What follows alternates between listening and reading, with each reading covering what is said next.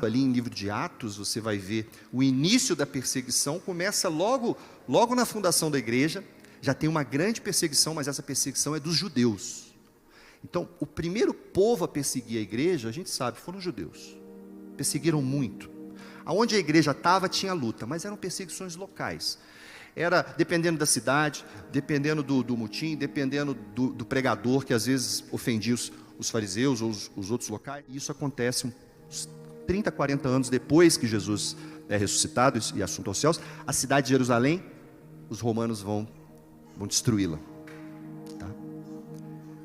E os judeus vão ser expulsos daquela região, no ano 70. Nesse momento, a igreja também se espalha, porque imagina, os cristãos que haviam em Jerusalém, todos eles tiveram que também se espalhar. Jerusalém como capital dos judeus e como capital do cristianismo, no ano 70 não existe mais. Os romanos destruíram o templo e levaram escravos para Roma, todos aqueles judeus, inclusive foram eles que construíram o Coliseu.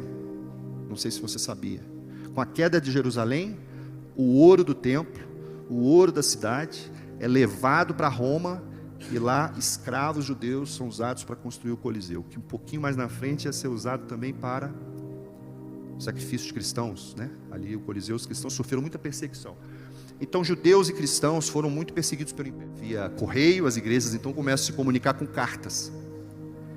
E o que acontece na igreja primitiva, que é muito importante? Além das perseguições que vão surgir de Roma, nós vamos falar rapidamente, vai começar, irmãos, uma perseguição filosófica, ou um ataque filosófico ao evangelho puro, deixado pelos apóstolos, em especial em Paulo, porque Paulo é o grande evangelista dos gentios, certo? Quem mais pregou a nós foi Paulo.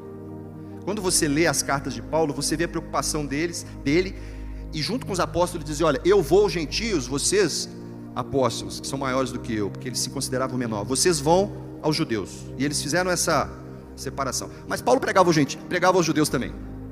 Paulo pregava para todo mundo. E é esse evangelho, esse descortinar da revelação de como Deus alcança os gentios, de como o pecado e a luta nossa individual contra o pecado não é suficiente, porque nós precisamos do sacrifício de Cristo, para que o mundo paganizado não entendesse que era pelas obras ou pela moral que nós poderíamos alcançar Deus.